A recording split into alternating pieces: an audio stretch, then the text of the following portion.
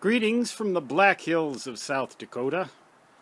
Stan Gibilisco here, proprietor and operator of amateur radio station W1GV, Whiskey 1 Golf Victor, with another little view of the base of the mobile antenna that I conjured up in my head after a few days of cogitation and thinking about alternatives. Those are two C-clamps there, clamping down what was a mag mount. I took the magnet out of it, clamped it down. Now it's not grounded yet. I'm going to have to ground it, and I've got a little hole drilled in the base, which I've checked is shorted to the shield of the coax.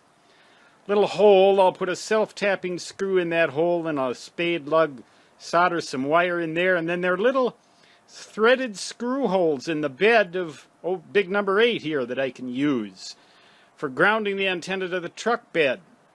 However, the truck bed is not directly connected to the truck itself, to the main body of the truck. You can see, as in most pickup trucks, there's a gap there, and I couldn't find any evidence that there's an electrical connection between them, so I'll have to conjure something up for that. What you see in there now, though, is a 102-inch, let me see if I can move that over so you can get a better gander at the actual length of that antenna. It's a 102-inch CB whip antenna that screws into that mag mount. Now, ordinarily, a mag mount would never be something you would want to use with an antenna that long. In fact, the shorter antenna that I showed you in the other video blew off the roof of old number 7 when I had it on there for Citizens Band, Chaos Band, which proved useless except for listening for entertainment purposes, by the way. I couldn't make head or tail of any of that.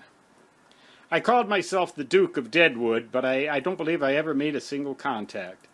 That, though, is that scheme right there. Now I'm going to walk you around big number 8 here. I got to be mighty careful here because of the way it's parked. And when you get older, you know, you start tripping over yourself and things like that. I don't know why that happens. There's my vanity license tag. So everybody will know that I'm a tech nerd. Now that I got that antenna on the top of here, I've got another mag mount 2-meter antenna on the roof. I don't know how well you can see that. So this is going to be like the Porcupine Mobile. You know, with all these antennas sticking up. Like porcupine quills. Now I came up with another solution for actually mounting the radio inside of the truck. There's the radio. That is the FT857D, and wouldn't you know it, this bloody thing is not wanting to focus. There's a couple of reminders for things I need to do. I don't think they're focusing either. There it is. Shift out of park before releasing parking brake. You ever have on a slope, you ever have your vehicle lock itself in park? When you release the brake, it slides back just a little bit, and then you're locked. You can't get out of park. You ever have that happen? Well, if you follow this rule, shift out of park before you release the parking brake, you won't have that problem. What I'm trying to do is to get this thing to focus, so it'll come in better on that radio. But it's mounted on a meat cutting board, which is just resting on the seat and then up on the armrest, and it slopes there like that. It's not anchored down to anything, though, and that's going to be a problem. I'm going to have to figure that out. The grounding conundrum and this particular problem I'm going to have to figure out. There's the 2-meter radio. That is also a Yaesu. I forget the model number, but Yaesu is what I seem to have been going with in my mobile applications. I haven't really gotten this thing up and running yet. One of the things I've learned, though, is that patience equals power. I'm having to order parts, and I'm having to figure out what parts I need, and then I'll get one and it won't work, and blah, and so it goes. Oh, I haven't put that sticker on here yet that says Yaesu the radio, but I do have one that says freedom isn't free. Well, you can take what you want out of that. That 102-inch whip, by the way, that you see again right here, against the background of the South Dakota February sky.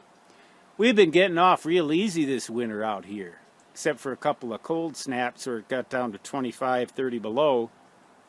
But that's nothing compared to some of the stuff you're getting out east. I'd rather have this. And right now it's 50 degrees out here. Anyway, so that'll just about do it from this part of the world. That 102-inch whip, though, what I'm thinking of doing, it's only about a 12, 13-foot feed line that goes to it.